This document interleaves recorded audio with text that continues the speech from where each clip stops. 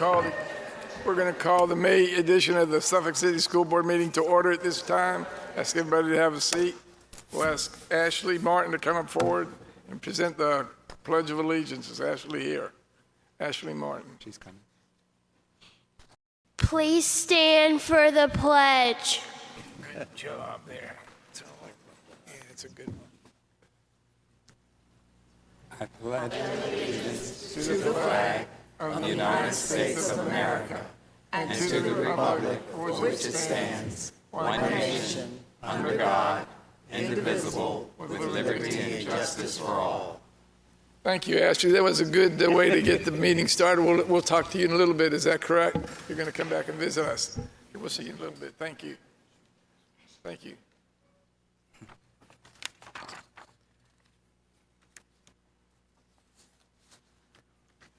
Of certification of the closed meeting, please. Resolution of certification of the closed meeting of May 12, 2016, pursuant to Section 2.2-3712 of the Code of Virginia 1950 as amended. So move. Second. Board Member Brooks Buck, Yes. Board Member Byram, Yes. Board Member Skeeter, Yes. Board Member Mitnick, Yes.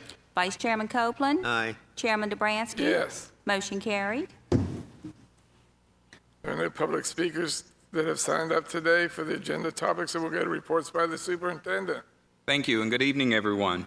I'm going to call to the podium Ms. Beth Ann Bradshaw, our Public Information Officer, to begin our Good News Report.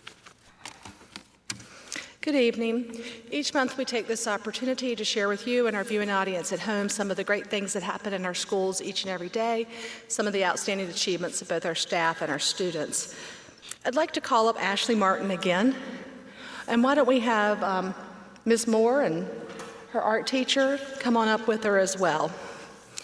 Ashley is a 5th grader at Northern Shores Elementary, and she was selected as a first-place winner in the state-level student art competition.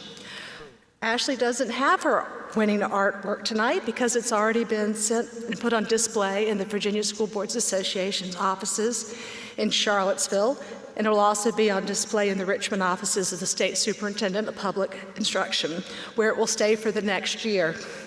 So how did Ashley's artwork get from Northern Shores art class in Suffolk to those walls in Richmond and Charlottesville? On April 12th, school board members from 18 school divisions were treated to an impressive display of creativity and then selected the outstanding pieces of an elementary student art, a middle school student art, and a high school student's art that would represent the Tidewater region. So at this event, this is where Ashley was selected to represent all of these Tidewater region, the 18 school divisions, which included Accomack, Isle of Wight, James City County, Northampton, Southampton, Surrey, Sussex, and York, and the cities of Chesapeake, Franklin, Hampton, Newport News, Norfolk, Poquoson, Portsmouth, Suffolk, and Virginia Beach, and Williamsburg. So she will be representing the Tidewater region, one of 9 elementary students that will be selected for this year-long show at the state level. So I wanted to present her on behalf of the Virginia School Boards Association this recognition award and congratulate her.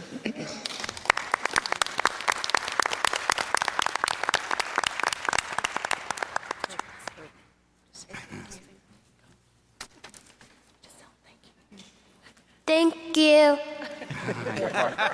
Thank you. If I may ask, Ashley, is your mother here? If your mother wants to be recognized, thank you so much for allowing us to use your daughter to represent Suffolk. Thank you. And also to Miss Art, her art teacher. I know that's what the students call you. Thank you for the work that you do, as well as Miss Moore, our principal at Northern Shores. We're very proud and very pleased that you're representing us so well, Ashley. Next on the agenda, as you can see, we have an upward bound overview. I'm going to call to the podium Dr. Stanette Bird, our Director of Secondary Leadership, as well as Mr. Travis Parker, the Director of Upward Bound. You'll find this presentation on page 7 of your handout. Greetings, Chairman Dobransky, members of the board, Dr. Whitney, and all other viewers. It is my pleasure today to highlight one of the partnerships that we have with our community members between Suffolk Public Schools and Paul DeCamp Community College. I present to you today the Upward Bound Partnership. Along with me today is Mr. Travis Parker. He's director of Upward Bound. Just to share a few highlights about the program, we currently serve 60-plus students here at Lakeland High School. 47 have completed or are currently participating in the program. We are currently serving 29 Lakeland High School students, 4 freshmen, 4 sophomores, 14 juniors, and 7 seniors. 13 of the 14 current juniors are taking dual enrollment courses towards their general studies associate's degree or general education certificate. Finally, we have 2 students who will graduate this month with an associate's degree. One will receive a general education certificate. That was just a brief overview. At this time, I'm going to turn the mic over to Mr. Parker, who's going to give you an overview of the program as well as some more specifics about Lakeland High School student success. Good evening. Good evening. Thank you very much, Dr. Bird. I really appreciate this time to be able to share this information with you with Upward Bound and Lakeland High School. Upward Bound is a TRIO program. It is a federal government grant that we have at Paul DeCamp Community College. The main purpose of Upward Bound is to produce more first-generation college graduates. And we've been doing this program since 2008. We are currently serving 53 students for this 2015-2016 cycle, and Upward Bound serves 3 target high schools: Lakeland High School, Franklin High School, and Southampton High School. We have 2 philosophies that we follow when we're doing different events and activities. One is exposure, exposure, exposure, and that means that we really believe that by exposing students to many different things, it makes them a well-rounded student. And then the last one is graduate, enroll, graduate. This is basically the essence of what Upward Bound is all about. Graduate high school, enroll into college, and graduate college. And we tell our students 2 out of 3 just won't do. Now, we are a grant under the Virginia Department of Education, and they have 6 objectives that they hold us to. They want the participants to have a 2.5 GPA or better. They want to make sure that we are helping the students to reach proficient level in the math and reading SOLs. They definitely want us to make sure that the students are being promoted to the next grade or graduate. There's a certain percentage that we are to help students to graduate through a rigorous high school program.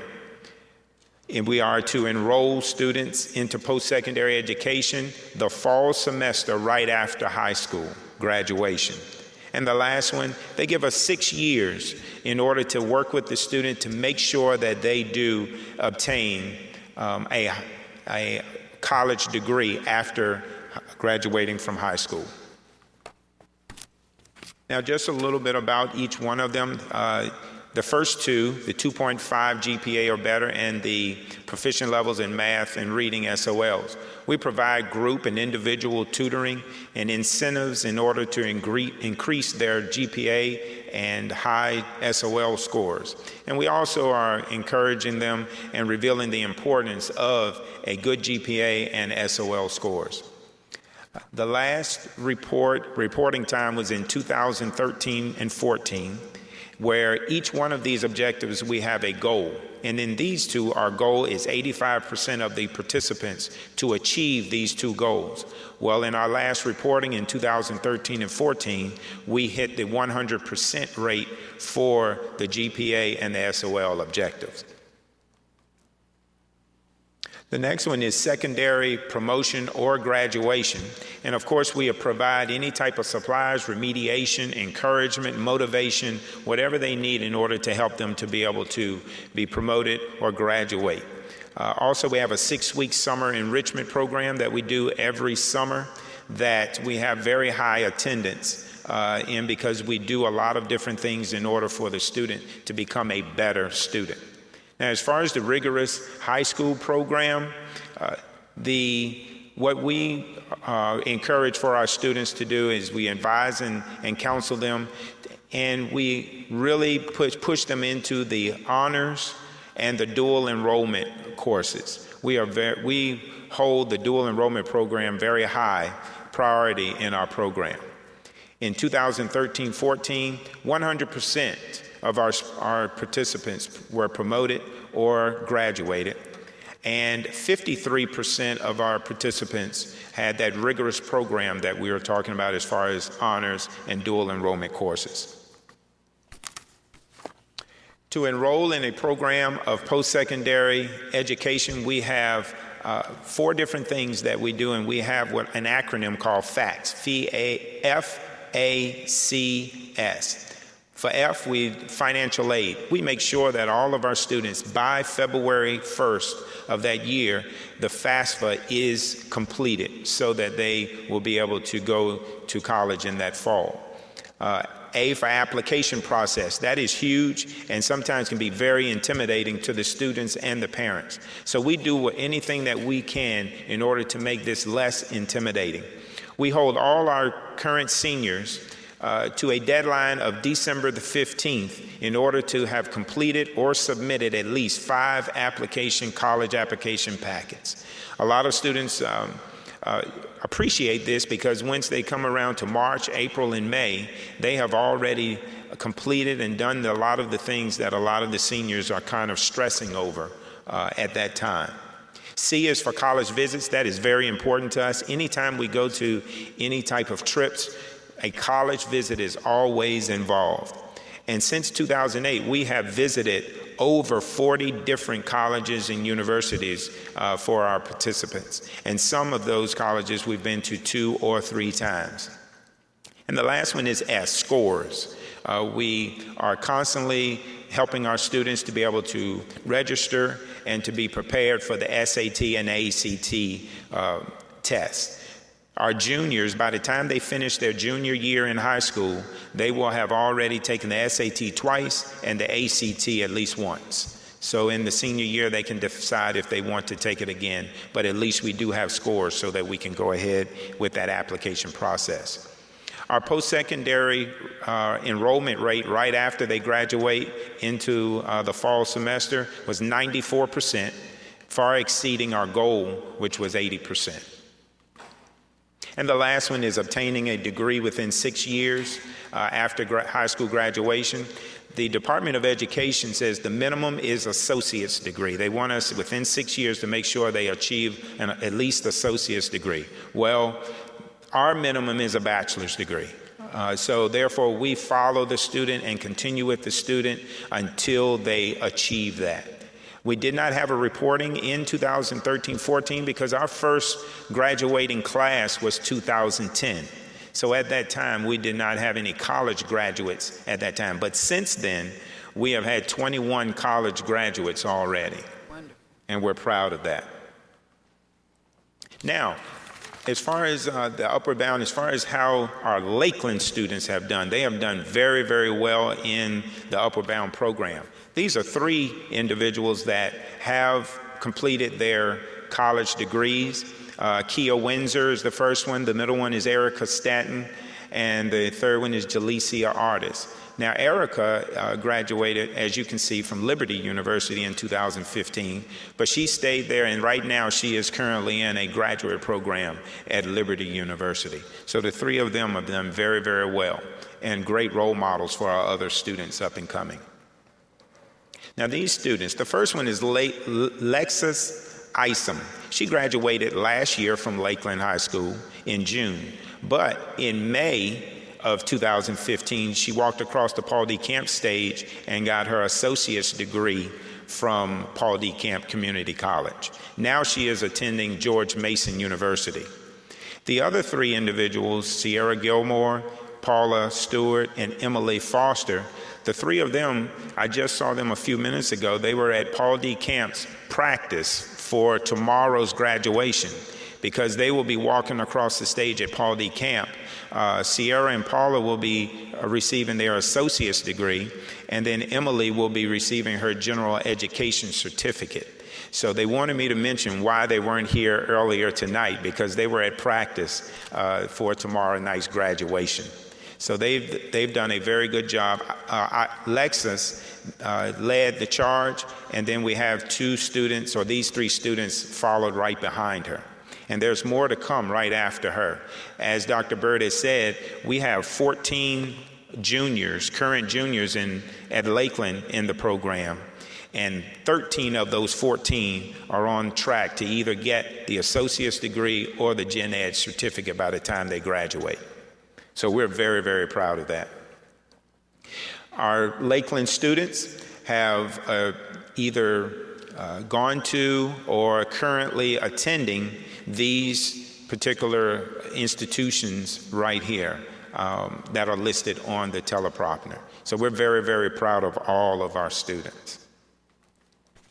Now these are pictures of just about all the Lakeland students that have been or currently in the Upward Bound program. We thank you very much for your support. The Lakeland High School administration, staff, and faculty has been very, very great to work with. So we are very proud to be a part of Lakeland in this regard, and we just ask for your continued success. And we thought it was very important for us to come and share with an update and let you know how they are doing in Upward Bound and how much Paul D. Camp values this partnership with you through Upward Bound. So thank you very much for your time. Appreciate it. And I'll take any questions. Yes. How early can students get into this program? Matter of fact, we are currently in the recruiting process right now. Deadline was closed on April the 22nd. However, the ones that can apply are current 8th graders, current 9th graders, and current 10th graders.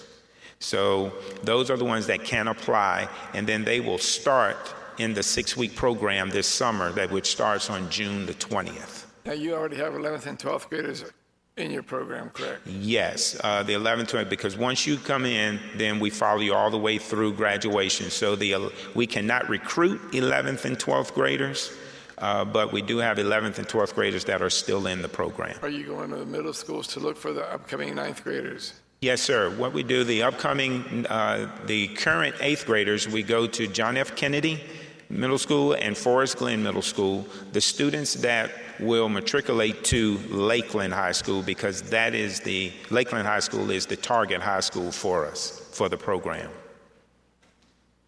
Are there no students from Kings Fork that go to Lakeland? Yes, what we do, we give some information to the middle school over in Kings Fork, because I do understand that I was told that some go to Kings Fork, and then there are a part of students that come to Lakeland. So we make sure that they know that information. So if we need to go out there and talk to those particular students, we make that available. I have a question. So this serves Lakeland High School, you said Franklin and Southampton, right? Yes, ma'am. Are there any plans to extend that to maybe Kings Fork High School as well? Yes, what we can do is it's a 5-year program, it's a 5-year grant, and we have to write for the grant again at the end of this year. So what we're going to do, we've had questions just like that, because we've had students from the other high schools to call about the Upward Bound program because they've heard about it. And so therefore we are going to look at some data and different things of that nature to see if we would be able to include the other high schools, some of the other high schools into our proposal. There are some eligibility type data and statistics that need to be in place in order for us to be able to have a successful proposal. So we'll need to get in and talk about those things. Thank you. Questions? Thank you. Thank you. Thank you, Dr. Bird and Mr. Parker.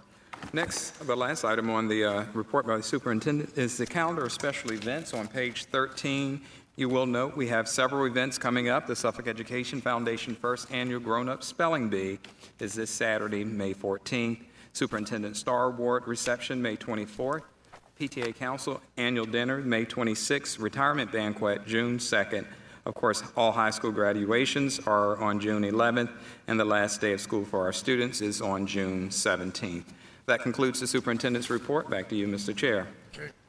Do we have any citizens who would like to comment on non-agenda items at this time? Any citizens would like to come forward and comment on non-agenda items? Yes, ma'am. Please state your name and your address.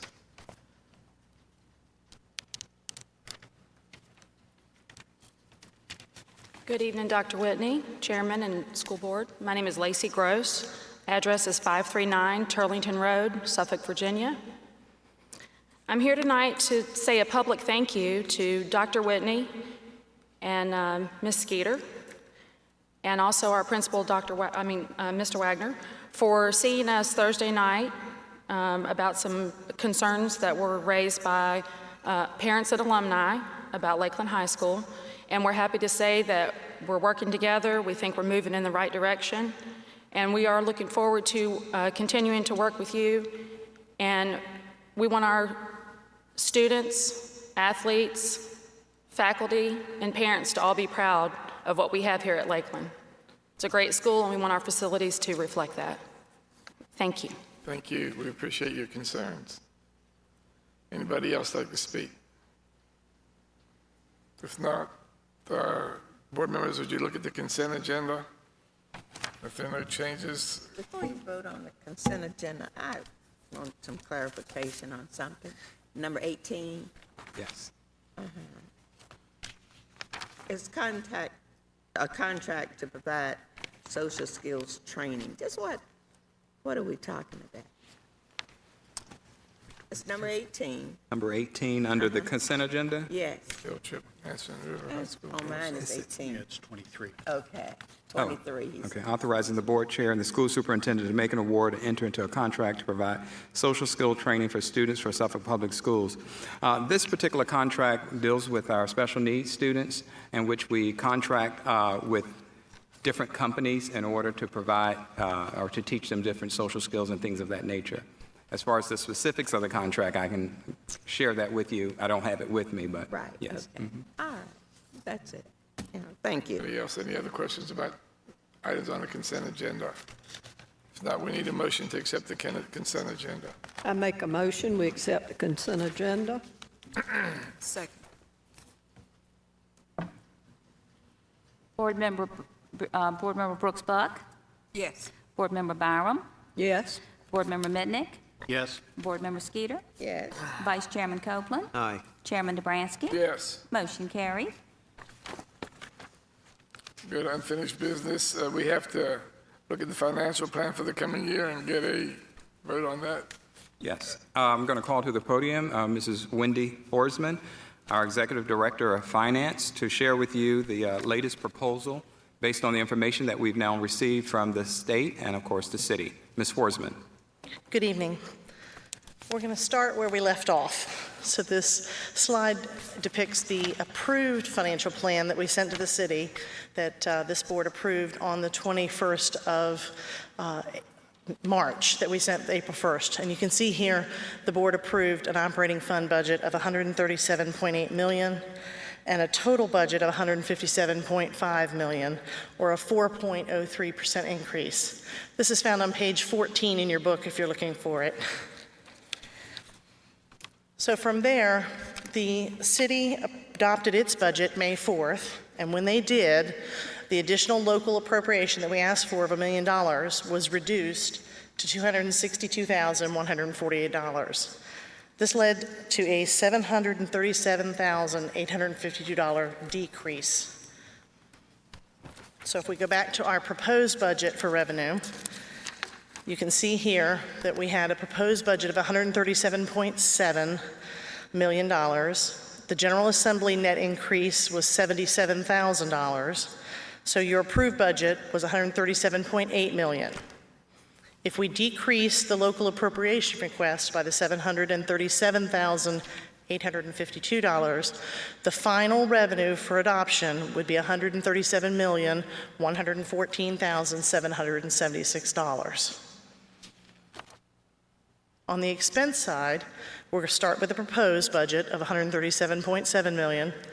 We reduced that because of the state General Assembly's reductions by the textbook allotment by $200,000, purchase services by $16,716. We took out the compliance specialist for $130,000, and we moved the 4 literacy teachers under the 12 positions provided by the state. So we also added the increase of the state raise from July 1 forward, which was $644,155 of an increase in expense. So you approved a budget to send to the city of $137.8 million. From there, because of the reduction, Dr. Whitney is proposing that we reduce the, that we make the effective raise December 1st for all staff, and we'll talk a little more about that in the next slide. We'll move 2 of the 3 graduation coaches under the state positions and reduce the summer school program by $127,852 for total reductions of $737,852 and for a final budget to be adopted of $137.1 million. Now, the effective raise, I want to spend a little time with this because we're doing this a little bit different. Of course, we have to do the mandated 1% VRS raise. The state raise is based on December 1 funding, so it's 70% of a fiscal year. So if we take 2% times 70%, that's an effective 1.4% raise over the entire year if we split it over all paychecks. So the effective raise for the staff would be the 1% VRS and 1.4% state-funded raise for a total of 2.4%. Does that make sense to everyone? Yes. The staff is going to get actually 1.4% in their paycheck, right? They'll get the VRS 1% and then the 1.4% of an actual raise, yes, sir, for a total of 2.4%. Similarly, the permanent part-time positions that we're getting a raise in the budget will also have the effective raise at 70%. So their effective raise will be 1.05%. For the state-funded positions, if you remember, we had 12, and we reduced that by 4 for the literacy teachers. And now we've put 2 full-time graduation coaches in there, which leaves 6 positions remaining. Now, the other 6 positions were planned to be what? Where are they going? The 6 positions will be placed based on growth and based on projections that we have to try to decrease class size. Okay. So funded positions in the budget are the full-time graduation coach, the 1 remaining, the English specialist, the alternative ed, special ed teachers, a clerk dispatcher, so there's 6 other positions, new positions in the budget, plus the 12 equals 18 total new positions in the budget.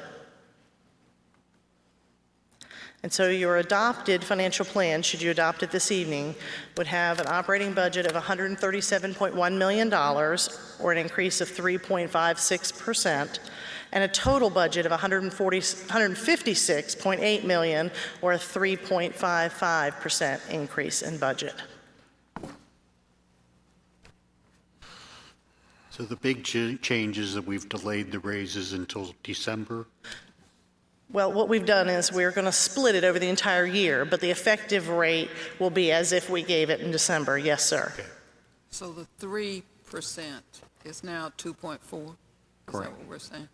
The 3% we had originally planned is now Yes. 2.4. And teachers and staff will see it July 1, the 2.4, yes. And then the 12 positions, that's what I was asking, the 12 positions that we had originally planned to fill, since we've had to move other positions over, the others were classroom positions. Correct, the other 6. Now don't have. Right.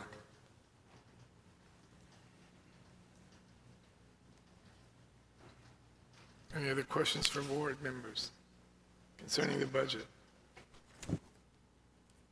This is an action item. Any other questions? This is an action item, and this will mean approval of next year's budget if we don't have any other questions.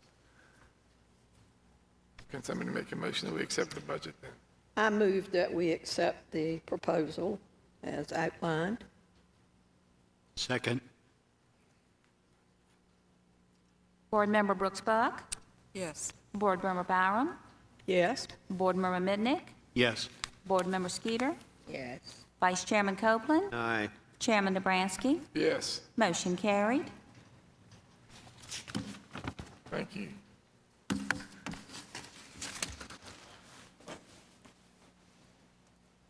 Before we go on, I'd like to make a statement that we're not to forget that we will have to be on our scale next year. So there will be more money added to this to make sure that our teachers are on the scale appropriate to what the green The evergreen, if we want to maintain, if what I'm understanding you correctly, if we want to maintain the suggested salary scale for teachers, yes, it will be an increase each year. Okay. Okay, let's see here. Okay, now unfinished business, we'll look at ordinances 2 through 20. This is the first reading. Second reading, we'll need to have an action to accept those. Motion. Check. The ordinance, Unfinished business, yeah, ordinance. I move that we accept the ordinances, second reading, unfinished 2 through business. 20. Beg pardon? 2 through 20. Yeah. What? Yeah. 15, 16, No, 2 it's through all, there's a bunch of them. One Yes. through 20, yeah. Yeah, the motion is to accept all of the second readings for the ordinances. Yeah. Second. Board Member Brooks Buck, Yes. Board Member Byram, Yes. Board Member Mitnick, Yes. Board Member Skeeter, Yes. Vice Chairman Copeland, Aye. Chairman Dobransky. Yes. Motion carried. New business, mandated school meal price increases. Yes, I'm going to call to the podium Mr. Brian Williams, our Coordinator of Food and Nutrition, to discuss with you mandated increases for our student lunches. Not just lunches, but meals in general. Mr. Williams. Good evening, Chairman Dobransky, Dr. Whitney, and school board members. The USDA regulations require that sufficient funds are charged for a full-price student lunch. Based upon the annual calculations, Suffolk Public Schools will be required to increase our lunch meal prices. The district currently charges $1.70 for elementary lunch and $1.85 for secondary full-price lunch. In order to meet the mandated 1 cent price increase, I'm requesting that we raise the full-price lunch by 5 cents in the 2016-2017 school year. A full-price lunch will increase to $1.75 at the elementary level and $1.90 at the secondary level. As previously stated, this is a federal mandate, and all participating school districts must eventually raise the cost of their full-price lunch so that it matches the federal free lunch reimbursement rate of $2.78. Consequently, we will be required to increase our lunch prices annually. I've also included a comparison of current school year prices for full-price lunch from surrounding districts. And you will note that Suffolk Public Schools meal prices continue to be among the least expensive in the region. So at this time, I will entertain any questions that you may have. Mr. Williams, how much money is not being collected from students who are on free and reduced lunch? Do we have is there an abundance of money that is owed to us that we haven't collected? That exact number, I would have to get back to you on that, but there is uncollected debt for paid meals. Yes, sir. Is it substantial? Say less? Is it more or less than 20% of the total cost? The students participating.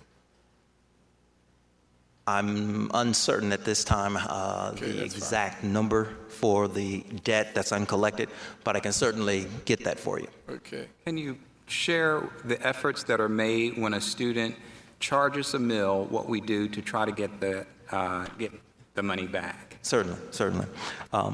One thing that we do in the school district, we eliminated the alternate meal so that every student that comes through the serving line is ensured a lunch. And what we do several things. One, we have the automated phone message that goes out twice a week when a student's account goes into the negative. Secondly, we send out letters at the school level, and phone calls are made at the school level. Once the account goes into the negative more than $15, then the food service central office will again send out letters notifying the parents that if the balance has not been paid within 10 days, business days, the account will be turned over to the city. Once the account is turned over to the city, we've had a great partnership with the city helping us to collect on these outstanding full price lunch debt. Excellent. Thank you, Mr. Williams. This is an action item, so can we get a recommendation here? So the prices go up, what, 5 cents? 5 cents. Yeah. 5 cents. 5 cents. Well, I move that we approve the recommendation from the director of food. Can we get a second? Second. Board Member Brooks Buck, Yes. Board Member Byram, Yes. Board Member Mitnick, Yes. Board Member Skeeter, Yes. Vice Chairman Copeland, Aye. Chairman Dobransky. Yes. Motion carried. Under new business, items 2 through 44 are first reading items, so we won't have to have any action on them, but be prepared to vote on them the next meeting. If you would, if you have any questions, please feel free to ask them now.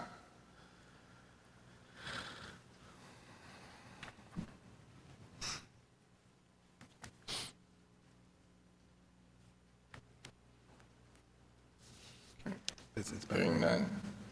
We'll go to business by board members. We'll start with Ms. Byram. A lot of things going on, busy time of the year. Congratulations especially to all our teachers of the year, especially those that were recognized recently.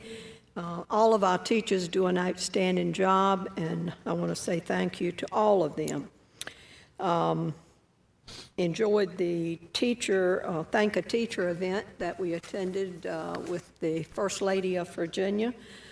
Dorothy McCullough was there, and of course the lottery officials, and it brought a lot of positive attention to the city of Suffolk, and we're pleased that they were there, and those that attended I know were very encouraged by the students and their wonderful behavior, and the school, MacBen, they really did an outstanding job. Thank you to them. And there's so many nice things that are occurring in our city. Of course, I'm sure all of you read recently that our superintendent was recognized as Region 2 Superintendent of the Year, and we are very proud of that. And we got a lot of recognition in Region 2 with this art award. Yes, and, we did. We were very proud of that. The young lady from Northern Shores, and the superintendent is to be congratulated, and we're doing great things, and I'm glad to see that all these other school systems recognize that we are moving in the right direction, and we really need to give him a standing applause, I think, for that. We appreciate it. Thank you.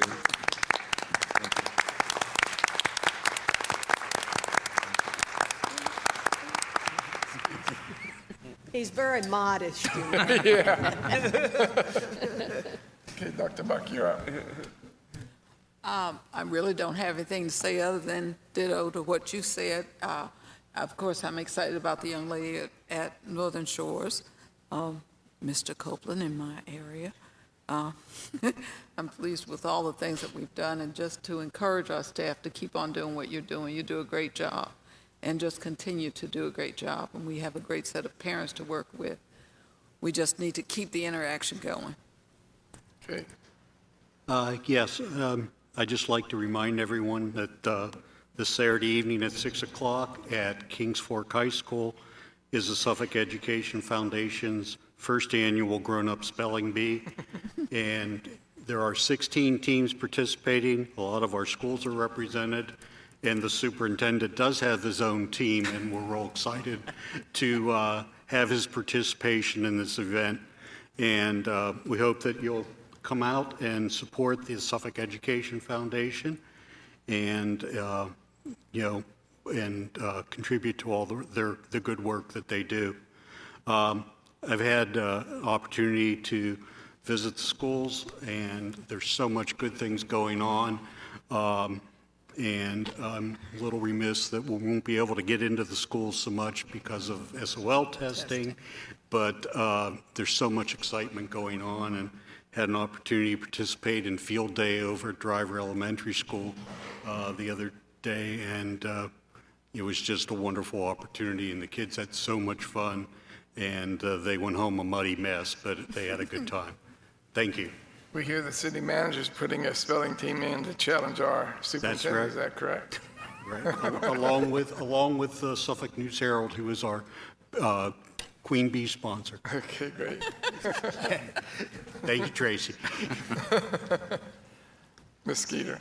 Okay. I had the opportunity to represent us at the Holland Educational Program, honoring those persons from the Holland, Carsville and Whaleyville area who have retired and looking beautiful and handsome. The guys are handsome, the women were beautiful, to attend the dinner. I guess the first on the agenda was the speaker. The speaker did a great job in giving us statistics on what's happening today in public schools. So we enjoyed that. The speaker was Attorney Waller. The other part of the activity was to hear the retirees get up and speak so positive about their time in the Suffolk Public Schools. I mean, no one got up and said, I retired because, the children may have been working on my nerves. It was all like, it was time for me to retire. But I believe if we had had an application there that day and asked them to come back and work for a little while, the way they sounded, they would come back and work for a while. Our own Mr. Copeland, well, we know he's been working ever since retirement here with public schools. It was just great. I think it was, in the number, it was about 40-some that were honored. And believe it or not, they all come from the same neighborhood. And something I looked at was, I don't know Southwestern School. I didn't go to Southwestern. But it seems like all the administrators, whomever, started out at Southwestern. And I began to look at it. I said, well, our former superintendent, he was there. Our present superintendent was there. Our human resource person was there. And of course, the board chair, Dr. Dabrowski. So we're looking, Mr. Copeland, for Pioneer to be a jumping off place if you come into city, to be able to get moving and get into it. But it was very, very nice, very well attended. I think it was filled. They probably sold all the tickets, but it was really, really nice. So that's the positive part. Another thing is that I was able to look at our audit. I thought our activity audit, I thought it came out very, very good. For those little likes, you auditors always have to find something or you don't make your paycheck well. But I think that I would like to see, and I hope the board would too, some kind of training for our people as payroll clerks in the schools and whomever handles the funding. I think if we put something in place for a half a day's training, maybe our finance director could take them through it, taking all those little things that they miss sometime and reminding them of it. You work in a job a long time and you think you are perfectionist at it, but it was a real good audit. And of course, I hope when we start our retreat, we inform the school board on some of how these small programs are run, and so we'll know the funding of those and how the money's come in. That's it for tonight. Thank you. Mr. Copeland. Well, Mrs. Skeeter really took all I had to say, to be honest. Took your thunder. Yeah, she took my thunder all the way. Because I was going to praise our attorney for his remarks. In fact, I told him personally, I thought he did a magnificent job. And of course, Lorraine probably didn't know a lot of those folks from the Holland area, which I did. 2/3. But we had quite a number of people who retired from the Holland community. And I thought it was real nice that the Masonic Lodge, I think it's 56 number, I don't want to get it incorrect, but anyway, they're the Masonic Lodge people, and they thought enough of us to recognize us, and I think that we enjoyed it. Personally, I did. After about, as I told them, I spent all of my life in education, public service, and I'm real proud of the fact that I have done that. When I started school at 6 years old, I think it's only about 2 years that I didn't devote to education. That was 2 years I gave my country, 2 years of my life in the Army, and then I had to give them 6 more reserve time, so I gave them 8 years. And all the rest of the time I devoted to public education and being of service to my fellow man, and I've personally enjoyed it. And I thank God for the opportunity to have given me this opportunity to serve. Thank you. Thank you, Mr. Copeland. I, too, am thankful for everything that's happened this year in the Suffolk City Schools. This has been the best year that I've seen in 9 years as a board member. The budget went through, and it wasn't everything that we got, but we were satisfied with what we had. We're going to work to do better next year and get everybody on board.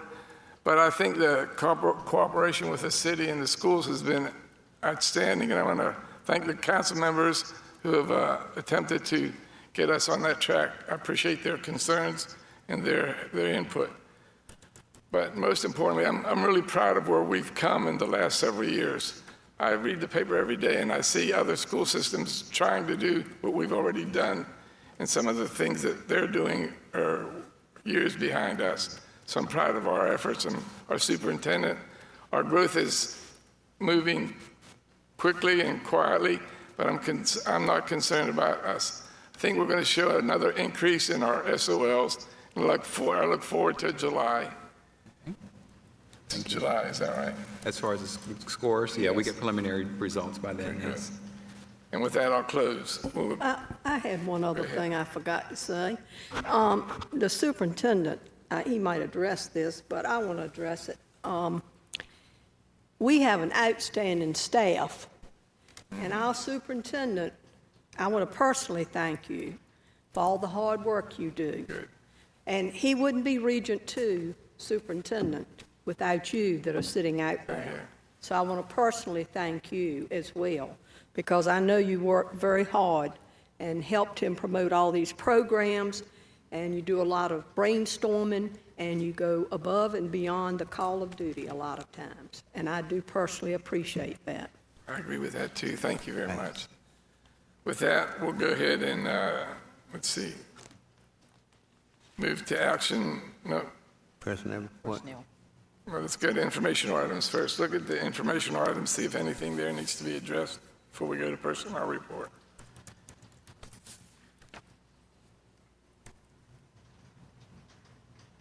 Now let's go to the personnel report, Mr. Copeland. Mr. Chair, I move that the personnel report be adopted. Can I get a second? Second.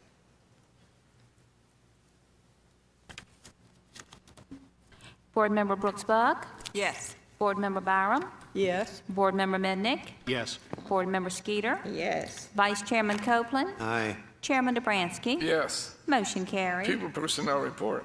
Mr. Chair, I move that pupil personnel report be adopted. I second it. Board Member Brooks Buck, Yes. Board Member Byram, Yes. Board Member Mednick, Yes. Board Member Skeeter, Yes. Vice Chairman Copeland, Aye. Chairman Dobransky. Yes. Motion carried. Student Appeal 15/16-12. Mr. Chair, I move that student appeal 15/16-12 be denied. Second. Board Member Brooks Buck, Yes. Board Member Byram, Yes. Board Member Mitnick, Yes. Board Member Skeeter, Yes. Vice Chairman Copeland, Aye. Chairman Dobransky. Yes. Motion carried. No further business coming before this board. I declare this meeting adjourned. Everybody have a safe trip home. Be careful out there.